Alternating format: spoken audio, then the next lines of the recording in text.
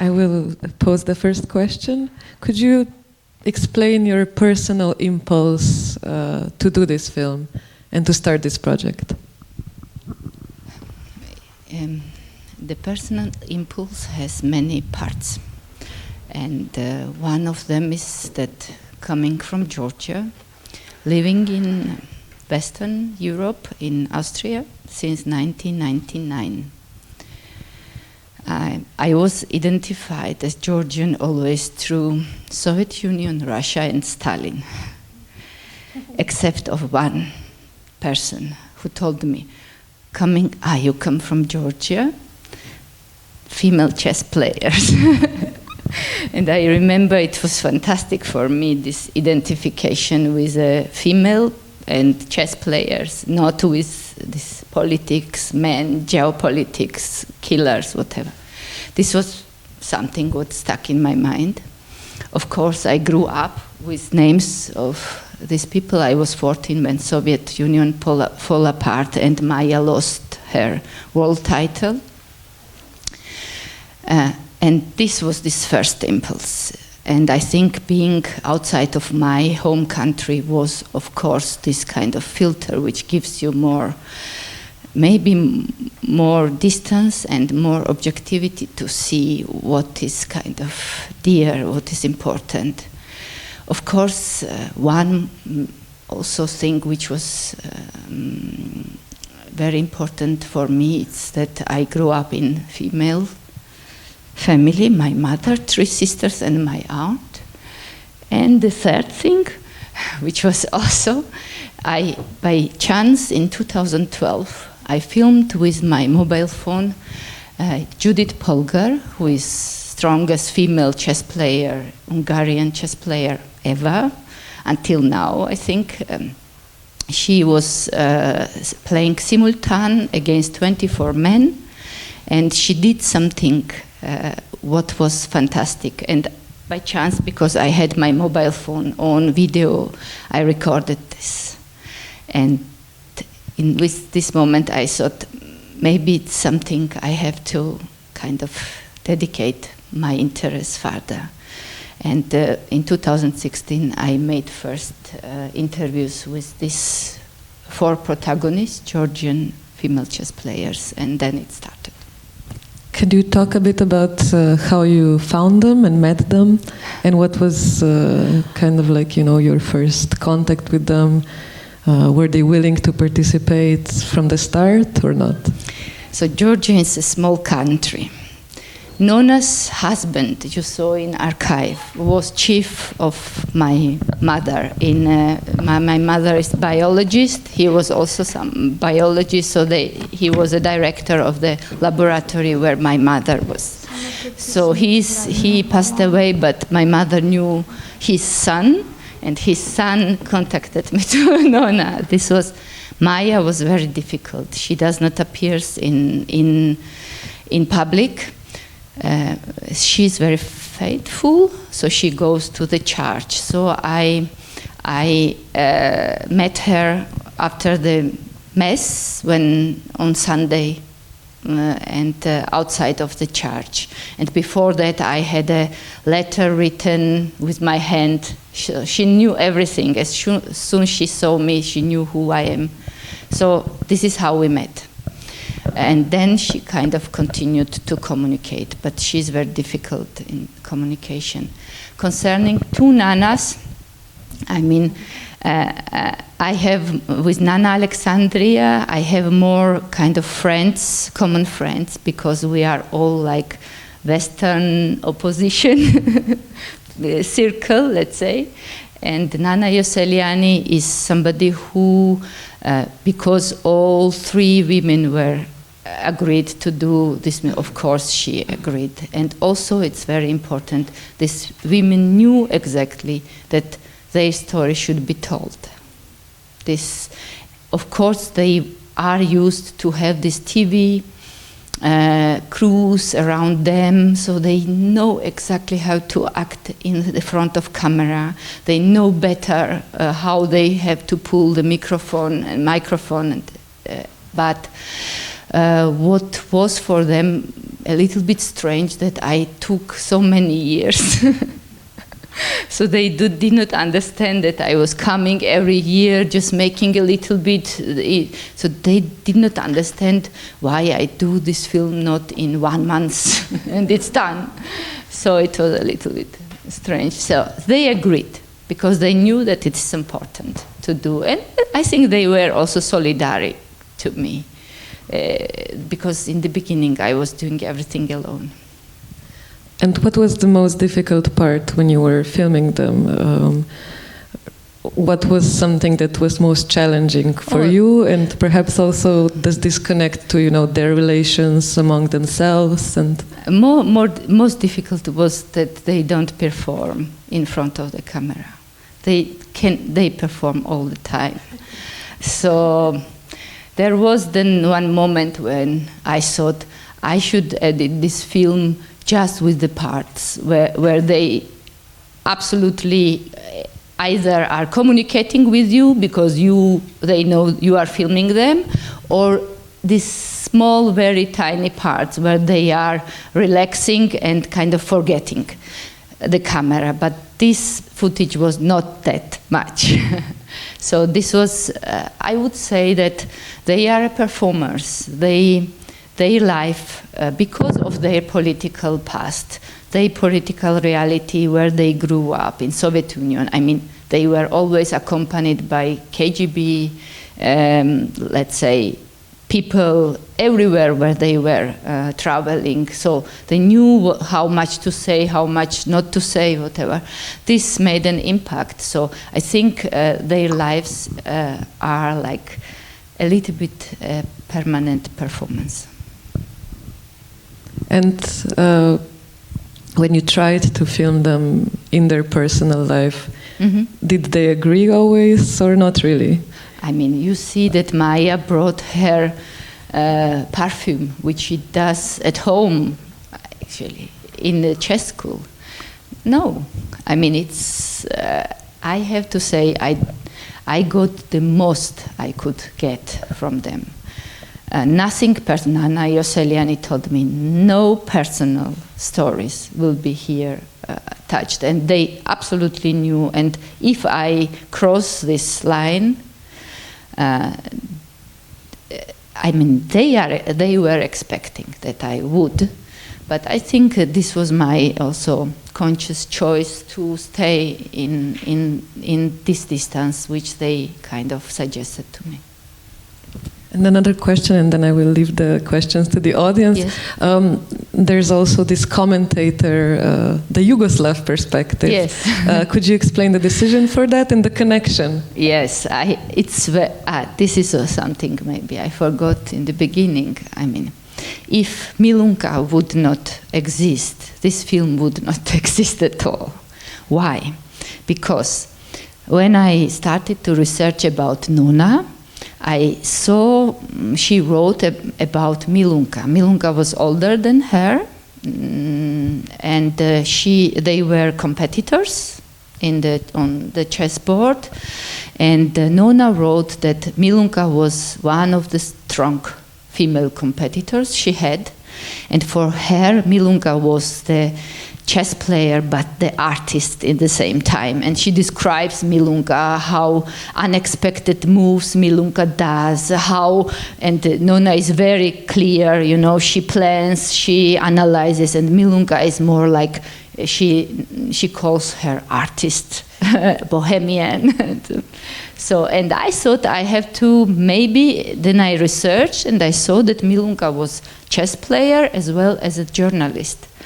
And then I thought I have to approach her. She knows many stories. And when I met her, she told me, what we have here is the tryout of her interview. After that, she passed away. We never shot her, let's say, for the film especially. It was just the tryout interview. And what she told me, she told me, as we have time before and after Christ, So we have time in chess before and after Nona. And then when she told me this, then I knew she has to somehow tell the story of the, and I think she manages it very well to put these women in a role which they really had. I mean, she says it was like landing of Mars and Jupiter, and everyone knows that it is very important what Nona did, and so on. And you know, there is this thing, you start to be in a relationship with your protagonists when you start to work with them. And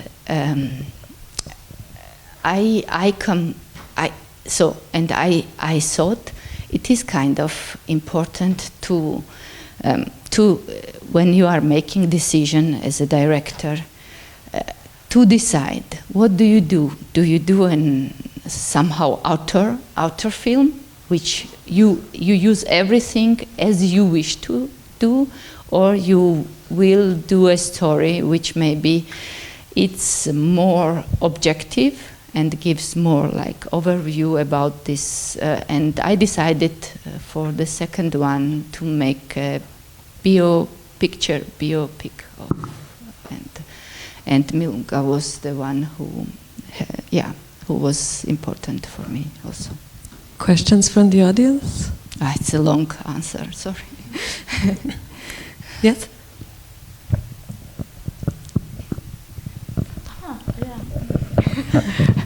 I didn't mean to, but are you involved personally with chess also? I'm a hobby player, not a professional player, which was good for a film, because these women are sports women. They know a lot of, they speak a lot about their profession, they speak a lot about details in chess. In one moment they understood that I don't understand really which move they mean, and you know, behind what was that, and so then it was easier a little bit to talk about perfumes and other personal things than chess. It's not a film about chess directly, it's about chess player, female chess player. After the film was edited, did you show it to them? What did they think of it themselves, and did they ask you to cut some things out? No, the thing is like they never, because they never asked me to show the film before. So they saw it on the premiere. 3 of them were there, Maya was not there. And they liked it, but of course later they told me, but okay. Nona, there is one mistake I did also, but I think because Nona said it also a little bit, but okay, she told me there is one mistake, but okay, does not matter. I think, I mean, as I told you, if they give something from them, they knew what they give, and you can't really, if you are really manipulate or do something what they are not expecting. This, yeah. First of all, thank you for this movie. It really moved me. I never thought I'm gonna see those amazing chess players in a movie like this. So thank you for that. Thank you. I have 2 questions. Yes. First is maybe the obvious one, because this is the City of Women. So what is in your opinion, through your lens as a filmmaker, role of women in chess, or how was it possible that those 4 or Georgian chess players had this kind of advantage to be able to play chess in a world where women was still mostly closed off? And maybe the second one, so I'm not gonna ask again, is you presented their story as an individual chess players mostly, but there are some scenes about them playing as a team, which I think chess is, of course, an individual sport, but it is also a team sport. And the teams are, I think, really important in chess. So maybe if you could talk about a bit about this, if they were playing as a team, how they worked as a team, and so on. Thanks. So I start with the second one. I mean, as a team, they were in the beginning. I mean, not in the beginning. About 20 minutes after the beginning, you see them as an Olympic team. They were fantastic as a team. So supportive, absolutely supportive to each other. Even they were the next day competitors. I have to say that also for this film, I mean, in the end, a little bit you see in Train, also before in Batumi Olympiad, when Maya is chasing Nona while playing against her, sitting next to her, you know, these things. I mean, I think as a team they were fantastic. And until now they also kept this. Also when, I mean, only 2 scenes I staged are in the end when they arrive and come in the empty platform as 4. So before we went in the train, and this was real shooting, after the Batumi Olympiad, they told me, you know how historic ride it is, because we all 4 are here. They know how strong they were, how big impact they did, and in this kind of setting, they are, I would say, for me, so empowering, and were also so empowering, and they keep going with this, even if 2 of them were not talking each other until of our train ride, and because of political, so this kind of professionality is there. Did I answer your question? And the first one, which has to do with like how it disadvantage, there is 2 things which maybe it's important to explain. It's not in film. These are people who were born in Soviet time. Soviet time. Soviet Union was supporting chess very much, also because of Soviet leaders like Lenin, Stalin liked to play chess and whatever. But also to keep peasants or workers away from drinking, or you told me that there were clubs in the fabrics, so to keep people somehow, maybe also. Not just, it is an intellectual sport. It needs a lot of thinking. I mean, it is, chess is very special. It's like an art, it's like a sports, it's like a science, you know. And I think it was one of the tools which Soviet Union was supporting with many chess clubs, and the teachers were going to schools and so on. But Nona is somehow the first who took this advantage to be the kind of, to make this. She comes from the city who has also chess tradition from 19th century on. So this kind of things came together very well.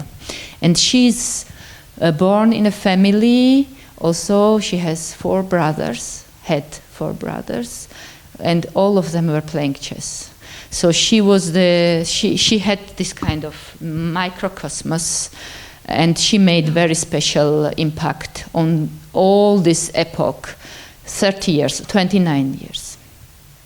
And because I come from arts, I compare it with much pleasure with the time of medieval time in Florence, where Leonardo, Michelangelo, and Raphael were living in the same city. So the same is for me Tbilisi, starting from 62 to 1991.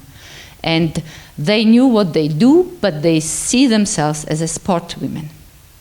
When you ask, how do you think, what was impact on the society? They will tell you, yes, after us, many women started to play chess. And then when they saw these namesakes, they were really shocked. And this was, for example, something what was new for them in my film. And of course, it was a surprise. They are not intellectually, they don't reflect intellectually on their roles. I think I had, and it was also my somehow aim to, after this film will be released, that we make like in whole country, we can travel with them together and talk about these topics. What is this? What is to be like like example how woman can be free herself through also things which she loves and lives. Yeah. But after the film was released, was always the pandemic situation until now, and I think we will do it in 2022. I hope, at least. But they are ready to do this. They want to do this. Another question? Mene pa zanima, kakšne so iza kamere bile. Rekli ste, da so nastopale. Kakšne so, ko so v sproščenem okolju avtentične? Kakšne so? So the question is, how are they like behind the camera when they're not performing in front of your camera, but how were they with you, authentic, when the camera is not pointed at them? I think Nona is quite authentic also in front of the camera because she does not care. That's it. Really. Yeah. So Nana Alexandra is emotional, very emotional. So she also shows what she thinks, how she feels. But Maya, you don't know. And Nana Yoseliani also, she's like poker face, absolutely. So you never know what she thinks. Okay, her husband was also KGB general.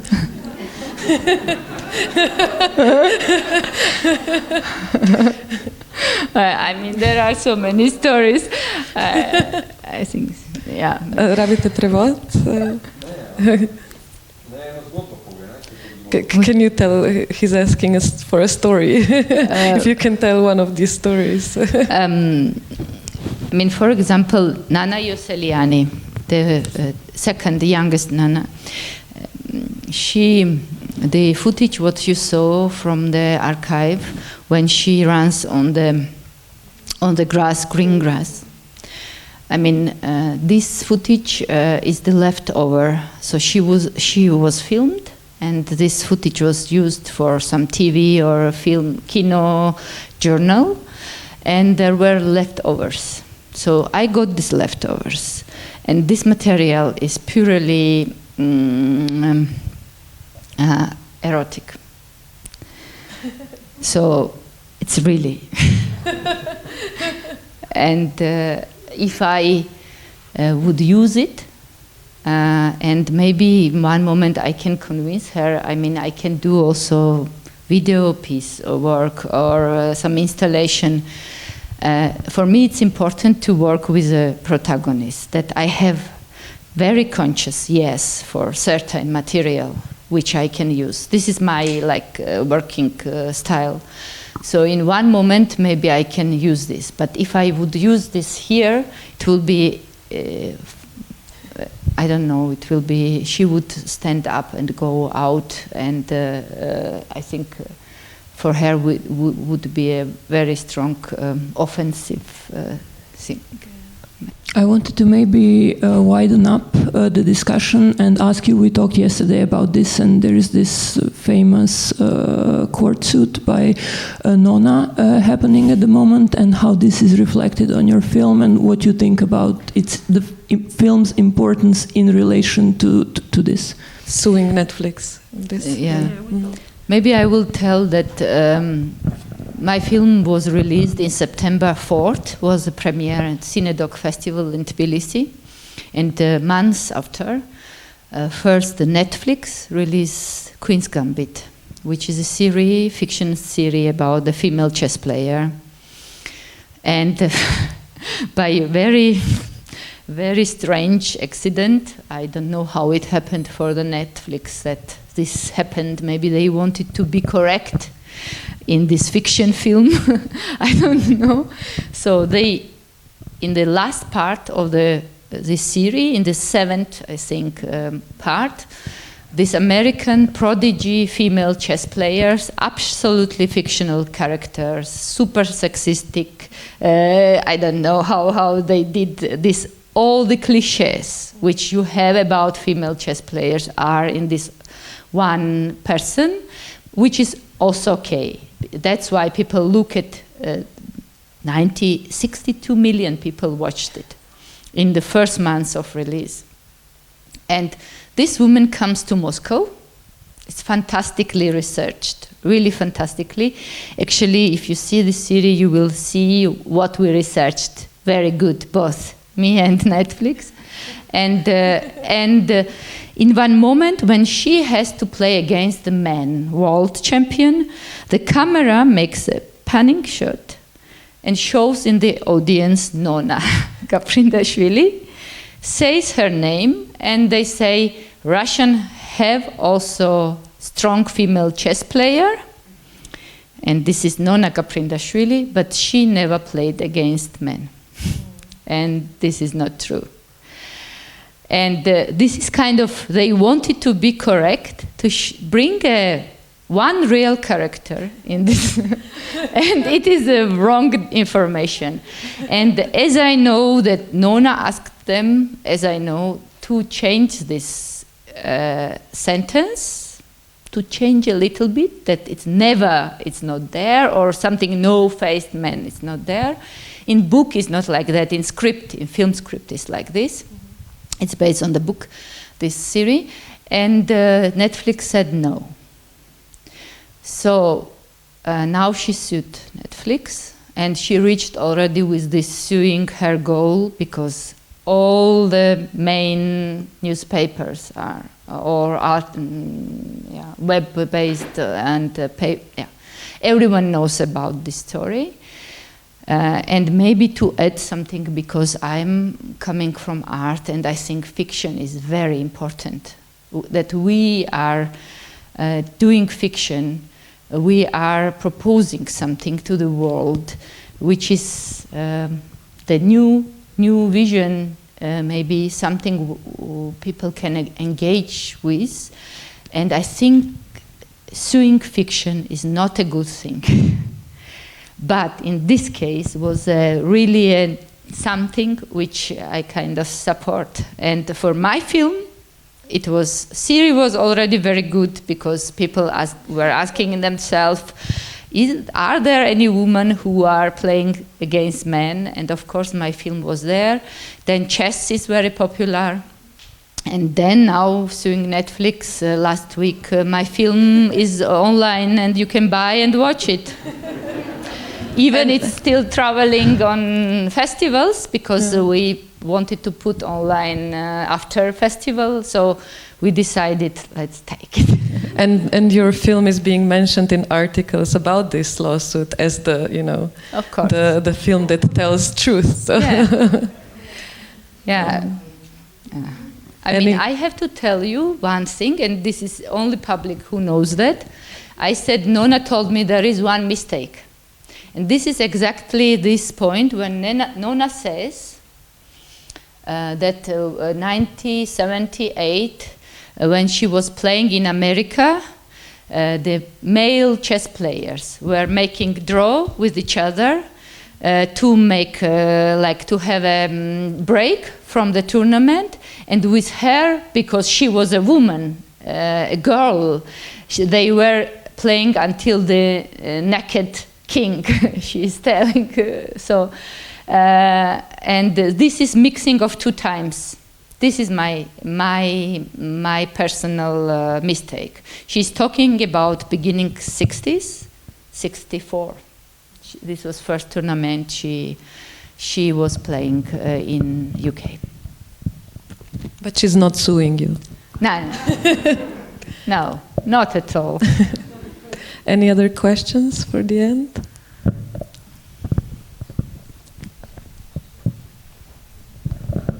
Thank you. I would like to ask, did Milun Kalazarevic say why Maya didn't give 100% of her into chess? Did she explain that? So, one thing what Maya has, and this is what Milunga told me also, and this is what I think it's true. Maya, as I told you, she's very faithful. It has some biographical also background, some mystical background. And she thinks that if she is like stronger than the other, too much stronger than the other, if she can, let's say, go very high, this is a sin. And nobody will believe me, but it is true. It's really true. And that's why sometimes she was making draws, knowing that she is winning anyway. She was winning, but she could win the last maybe party or last game too, but she would make a draw to don't be like two. And this is true. I am sure 100%. Nobody, really, nobody believes that that's right. Thank you so much for the film and for this wonderful conversation. Maybe one thing I want to Definitely. tell you. First of all, thank you very much. Thank you, City of Women, for inviting me. And what was very important in decision in making this film, that we don't compare these women to men. We had this. I had filmed Kasparov, Gary, with Nana Alexandria. We had many chances to have this constant comparing. I mean, for me it was important to show the world as an autonomous world for itself. And I think it succeeded, I hope. Definitely did, I think. Thank you so much. Thank you also. Thank you for coming and watching. Thank you.